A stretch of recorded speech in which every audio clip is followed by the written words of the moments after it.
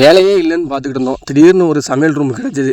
இந்த பழைய சமையல் ரூம் எல்லாத்தையும் பெயிண்ட் எல்லாத்தையும் உரசணும் தம்பி, உரசிட்டு டைல்ஸ் ஓட்டணும் அப்படின்னு சொன்னாங்க. சரி ஓகே டன் அப்படின்னு சொல்லிட்டு உரசணும் நம்மளும் 2 நாள் உரசணுங்க. இவ்வளோ பெயிண்ட் 4 கோட்டிங் பெயிண்ட்டையும் உரசியே எடுத்துருக்கோம். உரசி எடுத்த பிறகு நல்லா குளிர தண்ணியை ஊற்றி நல்லா கழுவி விட்டோம். புழுதி எல்லாத்தையும் கழுவி விட்டுட்டு மறுநாள் வந்து 4க்கு 2 டைல் அருமையான டைலுங்க. அதுலேயும் கோல்டு கலர் பார்டர் வச்சு தான் ஒட்டிருந்தாங்க. ரொம்ப அருமையாக இருந்துச்சு. ஒரு வழியாக எல்லாத்தையும் ஒட்டியாச்சு. தம்பியாப்பெல்லாம் விறுவிறுன்னு வேலை பார்த்தாங்க. சீக்கிரம் முடிஞ்சுது. அதுக்கிட்ட திண்டை போட்டு விட்டுட்டு தூக்கு வந்து சைடில் ஒட்டி விட்டோம். அதுக்கிட்ட சிங்கெலாம் வச்சு விட்டோம். வச்சு முடிச்சதுக்கப்புறம் என்ன பிரச்சனைனா குச்சைங்க. ஒரு கிச்சனில் 7 சேனல் இருக்குது.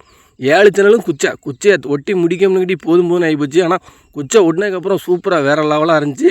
ஒரு வழியாக வேலை எல்லாத்தையும் முடித்த பிறகு பழைய சமையலறை பார்த்தீங்கன்னா புதுசாக பார்க்கும்போது அப்படி டைல்ஸ் ஒட்டி அப்படி சூப்பராக இருந்துச்சு. என்றைக்குனாலும் டைல்ஸ் ஒட்டின பிறகு அதுக்கு உண்டான மதிப்பு வேறங்க. சூப்பராக இருக்குது. இந்த கிச்சன் உங்களுக்கு பிடிச்சிருந்துன்னா சின்னதாக ஒரு லைக் பண்ணுறேங்க. அப்புறம் அந்த வேலையை முடிக்கிறதுக்கு கிட்டத்தட்ட 4 நாள் ஆகிப்போச்சு. 4 நாள் ஆனாலும் கிச்சன் பார்க்க வேறு லெவலாக இருந்துச்சுங்க.